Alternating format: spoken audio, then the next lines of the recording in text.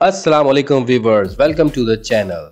Viewers, जैसा कि आप जानते हैं कि आजकल ट्रेडिंग का बहुत जोर है और लोग बहुत ज़्यादा इंटरेस्ट शो कर रहे हैं ऑनलाइन ट्रेडिंग में। Forex trading, crypto trading, commodity trading, binary trading और ना जाने क्या क्या चीज़ें अब मार्केट में आ चुकी हैं और इसमें बहुत सी टेक्निकल टर्म्स भी यूज़ होती हैं। मैं बात करूंगा फ्यूचर ट्रेडिंग की कि फ्यूचर ट्रेडिंग इस्लाम में हलाल है या हराम, क्योंकि नई नस्ल बहुत तेज़ी से ट्रेडिंग की तरफ राग़िब हो रही है। बहुत से ऐसे सॉफ्टवेयर्स और प्लेटफॉर्म्स मौजूद हैं जिनमें लोग अपना अकाउंट बना रहे हैं, इन्वेस्टमेंट कर रहे हैं और पैसे कमा रहे हैं, लेकिन उनको ये नहीं पता कि ये जो ट्रेडिंग वो कर रहे हैं इनमें से कौन कौन सी काइंड्स हैं जो कि हलाल हैं और कौन सी हराम है।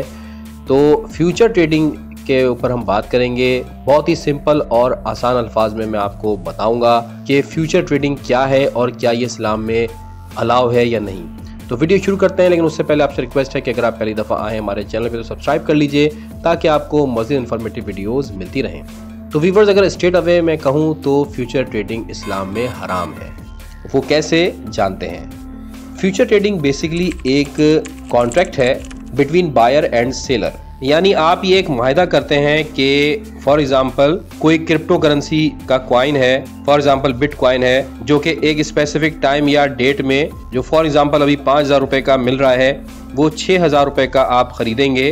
तो अब उस टाइम पे अगर उस कॉइन की प्राइस स्टिल वही रहती है तो ना बायर और सेलर को कोई फायदा होगा ना नुकसान होगा। लेकिन अगर वही फ्यूचर कॉन्ट्रैक्ट कल को 5,000 से 6,000 रुपए तक का हो गया तो खरीदने वाले को 1,000 का फायदा होगा, जबकि बेचने वाले को 1,000 का लॉस होगा। और अगर इसी तरह उस कॉइन की कीमत अगर 1,000 रुपए कम हो गई तो आपने तो 6,000 का वायदा किया था कि 6,000 में का हो जाएगा, लेकिन अगर वो 4,000 का हो जाता है तो आपको 4,000 में ही इसको बाय करना होगा और इस तरह आप लॉस में जाएंगे और बेचने वाला फायदे में जाएगा। यानी एक पार्टी का फायदा दूसरी पार्टी का नुकसान बन जाएगा। दूसरे लफ्जों में हम कह सकते हैं कि फ्यूचर ट्रेड में आप उधार का सौदा कर रहे होते हैं और ये एक तरह की गैम्बलिंग होती है। और ना सिर्फ ये बल्कि इसमें रिबा का आंसर भी शामिल हो जाता है।